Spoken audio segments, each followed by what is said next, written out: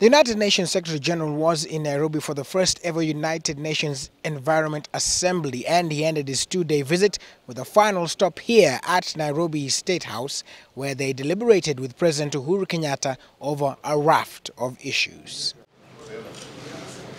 After hours of consultative talks, they emerged. President Uhuru Kenyatta, UN Secretary General Ban Ki-moon, and a host of other dignitaries.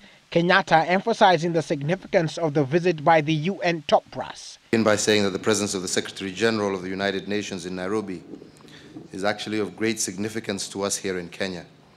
This is not only because of the importance of the United Nations Environment Program, whose headquarters Kenya has hosted with pride since 1972, but it is also for the strong message it sends about the importance of the environment that is now taking its rightful place high on the global agenda.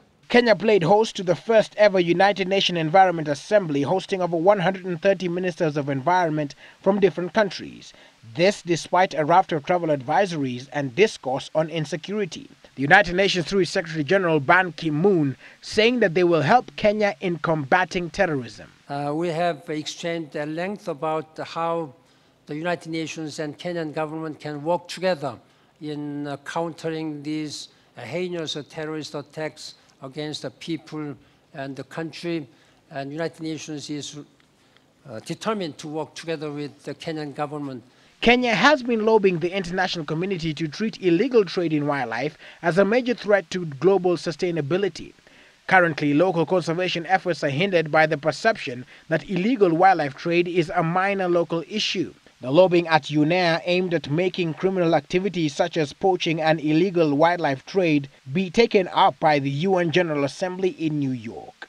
Even better was the strength of the decision, which focused on the need to do more to stop the illegal wildlife trade at its source, transit, and destination, and to stem the demand that is doing so much to provide the negative incentives driving the crime. The UN Secretary General, in making his undertaking to discuss the matter further at the General Assembly, said that the trade in illegal wildlife commodities have far-reaching effects, not just to animals, but is a major security impediment as it has links to organized crime and also insurgent groups, thus requiring urgent and decisive action.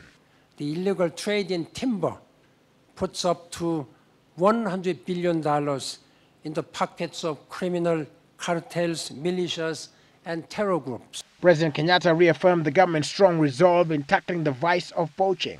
The UN Secretary General Ban Ki-moon, as a symbol to the dedication against fighting the trade in illegal wildlife commodities, adopted a lion whom he aptly named Tumaini. These and more matters surrounding the environment will be discussed at length at the General Assembly in New York, where the President is expected to attend in September of 2014. Willis Raburu, Citizen Weekend.